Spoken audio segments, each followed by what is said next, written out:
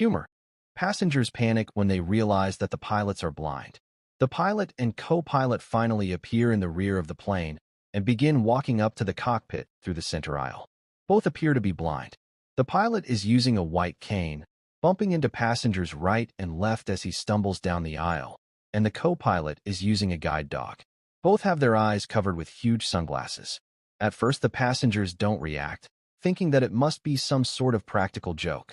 However, after a few minutes, the engines start revving and the airplane starts moving. The passengers look at each other with some uneasiness, whispering among themselves and looking desperately to the flight attendants for reassurance. Then the airplane starts accelerating rapidly down the runway.